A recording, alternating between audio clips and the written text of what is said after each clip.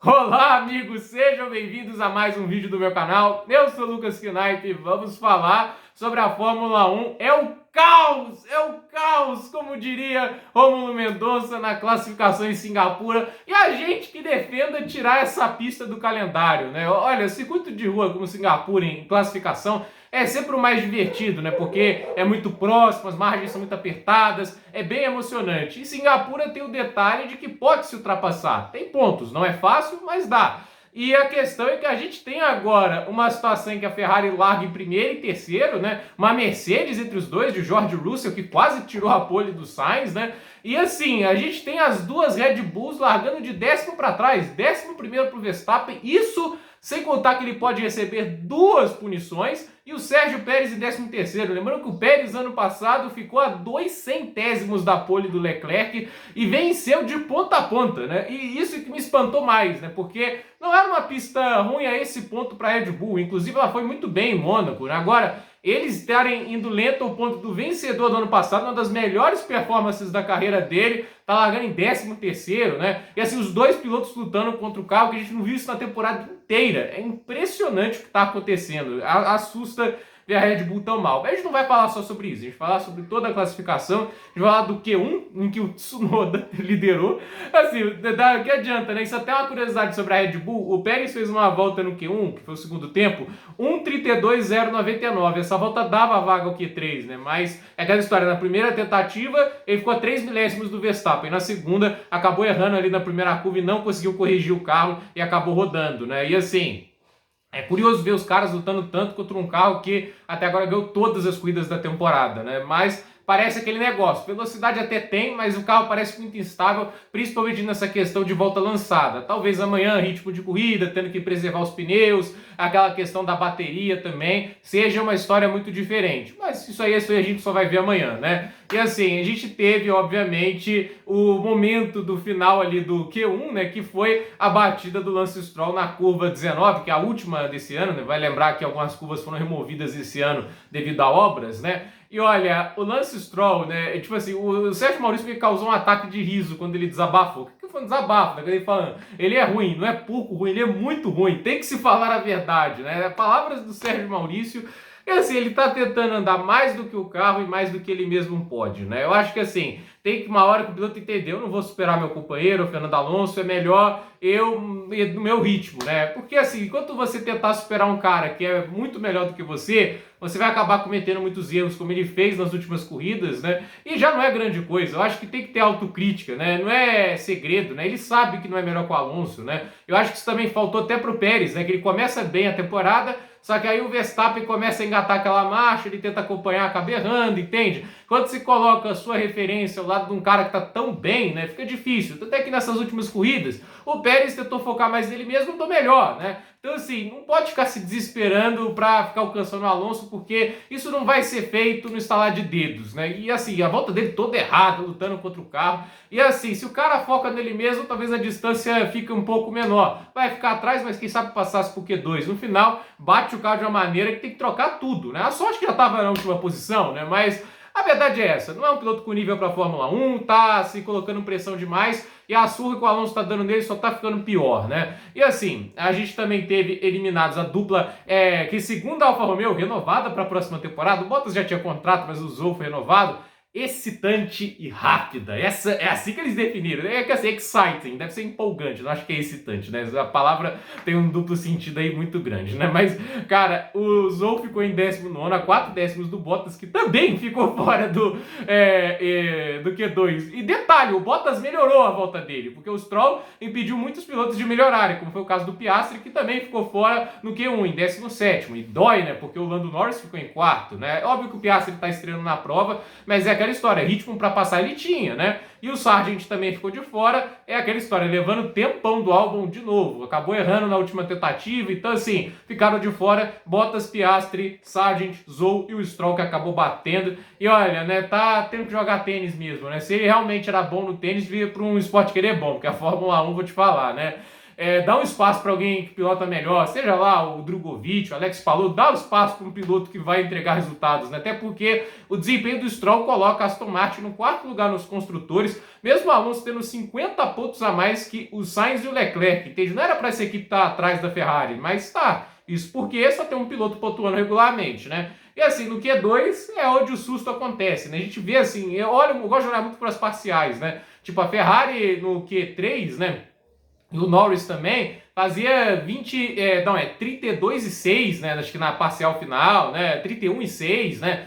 31,6, 31,7, né? Tava por aí. Aí a Red Bull fazendo 32,2, o Pérez na melhor volta dele no Q1 fez 32,0. E é curioso pensar a Red Bull sofrendo tanto, né? No segundo setor eles até andavam rápido, mas é impressionante isso e ver o Pérez e o Verstappen juntos de fora e próximos, né? Tipo, a primeira tentativa entre os dois, 3 milésimos separando eles. Então, assim, eles estavam próximos. É realmente a Red Bull andando mal e é curioso ver isso acontecendo. A meu ver, esse carro consome muito pouco pneu, então eu acredito que ele vai conseguir andar para frente. Mas a questão é, o quanto? Tem 2 Haas pela frente que sempre andam muito lento e isso pode se atrapalhar muito, né? Porque assim, se fosse apenas, eu acho que se fosse apenas os carros da Mercedes, Ferrari e McLaren à frente dos 2 carros da Red Bull, eu acreditava que eles estavam na briga pela vitória ainda. É esse ponto ainda que eu acho que o ritmo da Red Bull é forte na corrida. Mas tem Haas na frente, tem Alpine, tem AlphaTauri. Então, assim, isso acaba complicando, né? E a Haas é um trator na corrida. É, tipo, em 2 voltas os caras vão estar andando 2 segundos mais lento que os líderes. Então, é uma pista que desgasta muito pneu. Eu tô curioso para ver qual vai ser a estratégia. Eu acho que, assim, há uma possibilidade real deles pararem mais cedo, né? Para tentar adiantar e dar o pulo do gato. Tipo, dar com pista livre, de cara pro vento. Aí, na hora que os outros pararem, eles vão estar mais à frente. Isso é uma possibilidade real que eles fazem, né? Tipo, você, quando tá com o pneu mais novo em Singapura, você pode andar de 1,5 segundo até 3 segundos mais rápido em uma volta melhor. Então, eu acredito nisso. E também temos que lembrar, brigando com a Red Bull, tá ali o Alonso, a McLaren do Norris, né? E os 2 carros da Mercedes e da Ferrari. Eu acho que o resto dos carros eles superam, mas isso aí a gente vai ver na corrida. E há de se lembrar, Max Verstappen pode ser duplamente punido. Não é o fim de semana do Verstappen, né? Eu acho que mais ameaçado do que nunca. Não é a questão das vitórias, o recorde ele já quebrou, mas o que o Schumacher fez de pódios consecutivos, os 19, é gênio demais o Michael Schumacher, né? 19 pódios seguidos na época que os carros quebravam, né? E vai lembrar, né, que mesmo em 2002 a Williams era muito rápida, né? Ela tinha um carro melhor de classificação, então dependia muito de como o cara conseguia equilibrar e superar os caras na corrida, né? E o Verstappen, desde o início do ano, é primeiro e segundo. Nunca teve tão ameaçado essa questão. E se ele for duplamente punido, que eu acho que não há razão para não fazer, sinceramente, ele merece punição. Ele bloqueou os caras no box, atrapalhou o Tsunoda, é punição ali para receber 6 posições do grid, então o Verstappen pode acabar largando na 17ª posição. Um desastre, mas é aquela história, é bom para nós, entretenimento, né? Ele vai ultrapassar uma galera, né? E assim, ficaram de fora também o Gasly, o Albon, né? E teve mais um piloto que não marcou tempo. Agora não vou lembrar aqui quem foi, né? Mas esses são os pilotos que ficaram de fora nesta...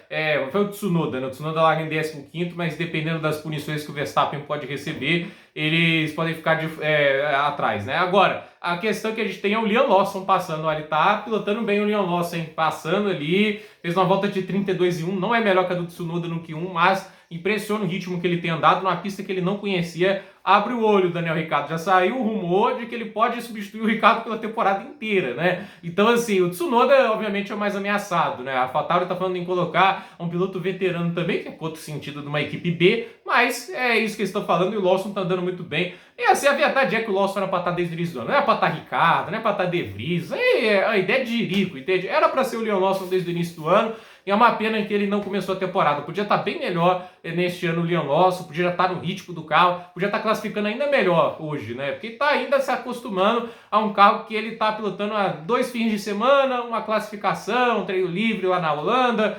Então, assim, é isso para dizer aí do Liam Lawson, mas está fazendo um trabalho muito bom. E a gente também teve ali no Q3 o Sainz, está na melhor fase dele na Ferrari, hein? Acho que ele andou muito bem em 2021, né? Mas assim, 2022 e até antes ali do Grande Prêmio da Itália, ele estava levando um couro do Leclerc. Uma corrida ou outra conseguia andar melhor, mas agora ele está andando muito bem, né? E até assim, até a Monza, ele era um dos pilotos das equipes de ponta que não tinha pódio, entende? O ritmo dele oscilava demais. não estava fazendo uma grande temporada, mas agora é o momento. A Ferrari, pelo visto, trouxe atualizações boas, o carro está andando super bem, e assim, andou super bem na Holanda, salvou bons pontos, ele fez uma belíssima corrida na Itália, se defendendo com bastante agressividade das Red Bulls, fez uma boa corrida, óbvio que assim, gastou tantos pneus que quase perdeu o pódio, mas ainda assim, fez uma grande corrida e agora é pole em Singapura. Se vai ganhar ou não, isso vai depender de como a Ferrari vai consumir os pneus, mas foi uma grande volta e não é fácil superar o Leclerc em classificação. Lembrando lá em 2019, era o Leclerc que estava colocando 3 décimos no Sebastian Vettel, que é um dos pilotos com mais poles na história da Fórmula 1. Né? O Leclerc é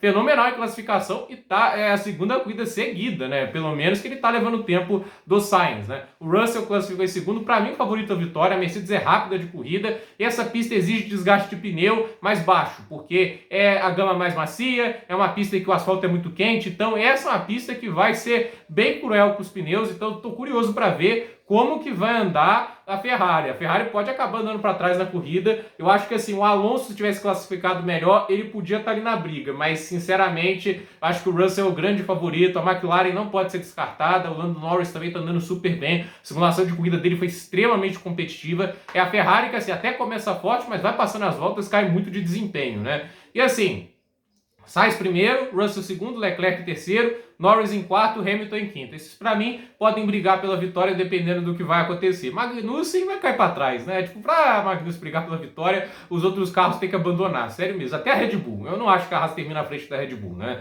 Alonso em sétimo, né? Uma volta, a Haas é rápida. Em 4 voltas ele é lerda. Então, assim, é impressionante como esse carro é ruim de corrida, né? Alonso em sétimo, é ruim ter largado atrás de uma Haas, tomara que ele supere logo de vez para entrar ali no bolo pela essa briga, né? Ocon em oitavo, Hülkenberg em nono, o Hülkenberg atrás do Magnussen me espantou, e bem atrás, o Magnussen andou quase 3 décimos mais rápido, melhor fim de semana do Magnussen no ano. E o Liam Lawson ali, o Liam Lawson, 10º lugar, fantástico o carro desse ficando no Q3, mas parece que as atualizações da AlphaTauri funcionaram também. Para mim, assim, é uma corrida de recuperação para as duas Red Bulls, a ver onde o Verstappen vai largar, caso punido, o Pérez larga em 12º, então vamos ver o que vai acontecer. É uma situação inconveniente para o Max, né? E tá muito ameaçada a sequência de pódios dele. A gente viu que ano passado ele largou de sétimo, com um carro que estava voando na classificação e na corrida. Foi um erro de classificação que fez ele ficar largando mais atrás. Foi difícil recuperar. Então, vamos ver. A previsão de pista seca, então deve ter DRS, né? Eu acredito assim que os dois carros devem ir para bastante agressividade. Não acho que eles vão ficar economizando pneu enquanto não passar esses carros da Haas e tudo isso. Então, curioso para ver o que a Red Bull faz amanhã na corrida. Eu tô realmente curioso para ver o que eles vão aprontar. Agora, a briga pela vitória, a meu ver, pela primeira vez, está sem a Red Bull a primeiro momento. Caso de safety car, das lambanças que podem acontecer em Singapura, talvez eles voltem para essa disputa. Mas há de se lembrar, Singapura, em 15 anos na Fórmula 1, sempre trouxe pelo menos um safety car. Às vezes, um safety car controverso lá em 2008, né, o Piquet. Mas assim, é legal ver aí que a Fórmula 1 tem um respiro. Acho que é só para essa pista, sério mesmo. Até porque daqui para frente tem o quê? Qatar, uma pista de alta velocidade, Las Vegas, que é skill de Roma é alta velocidade, então a Red Bull deve voar lá também, né? A Ferrari deve marcar poles aqui pra frente com mais frequência, mas ainda assim, acho que a Red Bull ainda é favorita para a maior parte das corridas que vem pela frente, né? México, Estados Unidos, né? Então, a força deles é a velocidade de curvas de média e alta velocidade, e acredito também a questão dos pneus que eles conservam muito bem. Então, a ver aí o que eles vão aprontar em Singapura. Singapura, a prova mais aguardada do ano depois dessa classificação. Quem poderia imaginar? Bem, feliz. Eu tô feliz, acho muito legal. Tomara que Singapura nos entrega o entretenimento que já entregou em várias oportunidades. É uma pista que não é tão bonitinha olhando de cima, mas ela já mostrou muita coisa bacana nesses anos de Fórmula 1. Gente, por esse vídeo é isso. Dúvida nos comentários, deixe seu like, se inscreva no canal, compartilhe esse vídeo e até o próximo vídeo.